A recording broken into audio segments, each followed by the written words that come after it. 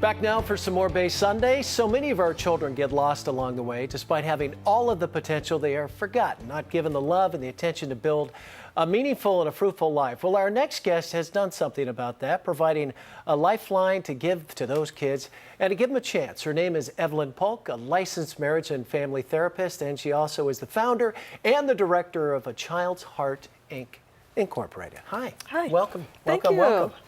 Well, you've got kind of a soft spot for kids, don't you? Kind of. Do you get a few Christmas cards in the mail every year?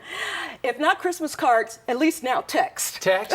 My phone blows up with text messages and every now and then some phone calls. Well, how many kids have gone through the program now? Is it hundreds? Hundreds. I probably couldn't even say, but I've never counted because we don't have time to stop and count. We just keep moving. Yeah. You move on to the next. We move on to the next soul that needs some help. Yes. Well, tell us how to get started. H.E.A.R.T Incorporated. What does the H.E.A.R.T stand for? H.E.A.R.T stands for Homes, Ethnicity, Advocacy, Resources, and Training, and it's for a child's heart. Right. Mm-hmm. And how did it all get started?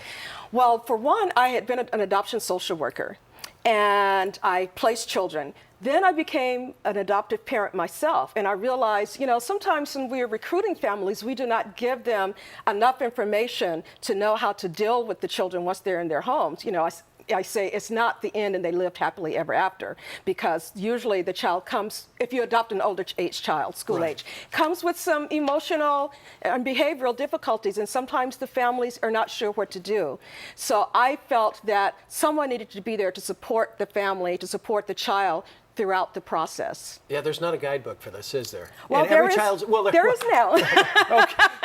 Well, every child's different, really. I mean, every map is different, every child is different, right? That's true. Oh, you have a great quote on your website that came from the Dalai Lama, that when educating our children, brains, we do not neglect to educate their hearts. Yes. Tell us about that. We push for children to do well academically, and this is also an issue with a lot of the foster children. They have difficulties in school, and they end up being placed in special ed, not because they necessarily have learning disabilities. Right. They have emotional problems, and where do the emotions come from?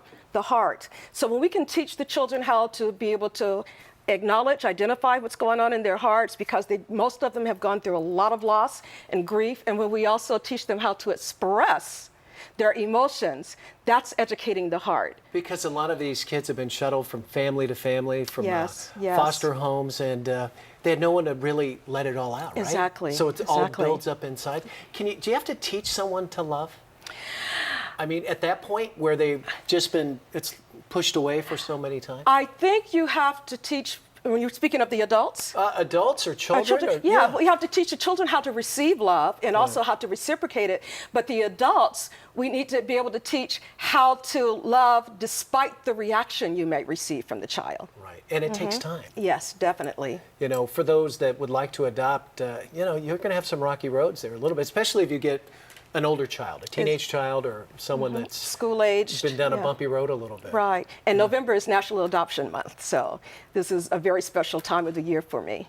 Talk about some of the kids that have come back, not only to help you, but I guess your Facebook page has blown up. Now that social media is there, you've been able to stay in touch with a lot of the kids that have gone through the program. It's been amazing, especially those that I've not seen who have moved out of the area or moved out of the state, and they looked me up and found me on Facebook. And then once I find one, usually they're connected with someone else, and it's an awesome experience. And also in my book, I think there are like 5 or 6 of the young adults that I worked with as children who also contributed to my book. Well, let's talk about your book. My book. Well, tell us about it. It's a memoir, and it's entitled "It's Hard Work," but it's also hard as in difficult. Sure. Being the village that raises a child. Yeah, we'll throw it up there on camera 3. And when did you write this? I wrote that in 2009. And was it cathartic to kind of put it all down? Very much so. You're the first person that's gotten that. Usually people say, cathartic? well, why did you... Well, I'm not that smart, believe me. Someone said, well, why did you write it? And I said, first of all, it was therapeutic. Sure. But then the other part of it was to be able to encourage adults who are working with youth or who might be rearing youth themselves, and also for the young people who are coming up to realize that they're not the only ones going through who have gone through what they're experiencing now. Well, Evelyn, we wish you all the best. Happy holidays. Thanks for coming in and sharing with us. Thank you. Okay. Thank you. For more information, you can log on to forachildsheart.org. We'll be back with more Bay Sunday right after the break.